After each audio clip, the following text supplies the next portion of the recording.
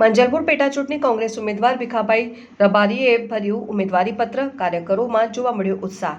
વડોદરાની માંજલપુર વિધાનસભા પેટા ચૂંટણીને લઈને કોંગ્રેસે પણ ચૂંટણી મેદાનમાં પોતાની તાકાત દર્શાવી છે। કોંગ્રેસના ઉમેદવાર ભીખાભાઈ રબારીએ જિલ્લા ચૂંટણી અધિકારી સમક્ષ ઉમેદવારી પત્ર દાખલ કર્યું। આ પ્રસંગે કોંગ્રેસના પ્રદેશ અધ્યક્ષ અમિત ચવડ સહિત આગેવાનો અને મોટી સંખ્યામાં કાર્યકરો ઉપસ્થિત રહ્યા હતા। યોગેશ પટેલના નિધન બાદ ખાલી પડેલી માંજલપુર બેઠક પર કોંગ્રેસે પૂર્વ મંત્રી અને વરિષ્ઠ નેતા ભીખાભાઈ રબારીને ઉમેદવાર બનાવીને ચૂંટણી જંગને વધુ રસપ્રદ બનાવ્યો છે। હવે ઉમેદવારી પત્રોની ચકાસણી બાદ ચૂંટણી પ્રચાર વધુ તેજ બનશે। મને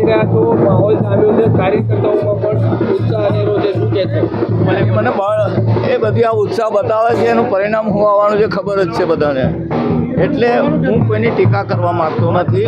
મેં શું કર્યું છે હું કરવા માગું, કોઈની ટીકામાં પડતો નથી। પણ જે વહીવટી તંત્ર જે ચાલી રહ્યું છે, જે દશા કરી છે આ વડોદરા શહેરની કે ગુજરાતની, એની અંદર પ્રજાનો અવાજ બનીને હું લડવા માગું છું।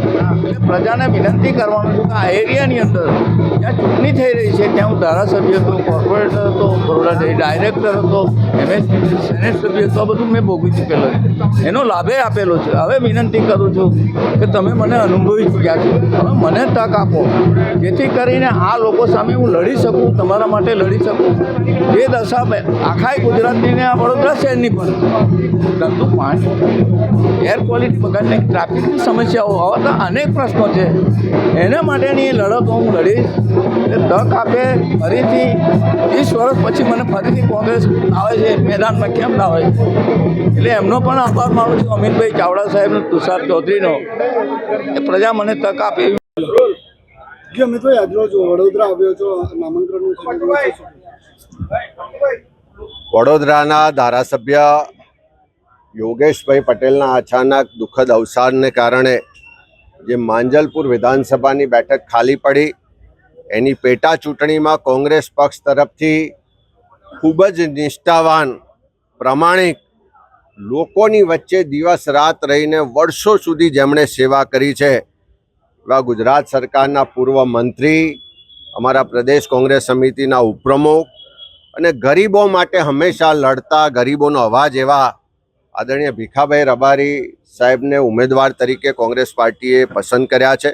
એ માટે હું અમારા રાષ્ટ્રીય અધ્યક્ષ આદરણીય ખડગે સાહેબ, વિપક્ષના નેતા આદરણીય રાહુલજી, સોનિયાજી, અમારા પ્રભારી આદરણીય મુકુલજી, કેસી વેણુગોપાલજી, તમામ નેતૃત્વનો આભાર માનું છું। આજે સમગ્ર વડોદરા અને ખાસ કરીને માંજલપુર વિધાનસભા વિસ્તારના તમામ આગેવાનો, કાર્યકરોને, બધા જ સમાજના લોકો ભીખાભાઈની જે પણ પસંદગી થઈ છે એના આવકારે છે। આજે અમે બધા જ સાથે મળી અને એમનું ઉમેદવારી ફોર્મ ભરવા જઈ રહ્યા છે। અને જે માંજલપુરની ચૂંટણી છે એ ખાલી એક માંજલપુર વિધાનસભાની ચૂંટણી નથી। આ વડોદરા શહેરમાં ભારતીય જનતા પાર્ટીની જે ટ્રિપલ એન્જિન સરકાર છે, એનો જે ભ્રષ્ટાચાર છે, ગેરવહીવટ છે, જે જોહુકમી છે, જે સત્તાના જોરે લોકોનો અવાજ દબાવવાનો પ્રયત્ન થાય, દર ચોમાસું આવે વિશ્વામિત્રી નદીમાં માનવ સર્જિત આ ભાજપના ભ્રષ્ટાચાર સર્જિત જે પૂર આવે છે અને લોકોને હેરાનગતિ થાય છે, માલ મિલકતને નુકસાન થાય છે, જે ભ્રષ્ટાચારના મુદ્દાઓ છે, મોંઘવારીના મુદ્દાઓ છે, રોજગારીના અને શિક્ષણના પ્રશ્નો છે, આ બધા જ મુદ્દા પર માંજલપુર વિધાનસભાની પેટા ચૂંટણી લડાશે।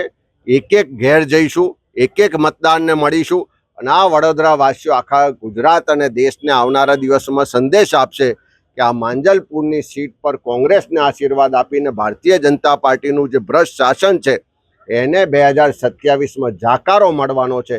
એનો સંદેશ આ માંજલપુર વિધાનસભાની સીટ પરથી અહીંની જનતા અને મતદારો આપશે।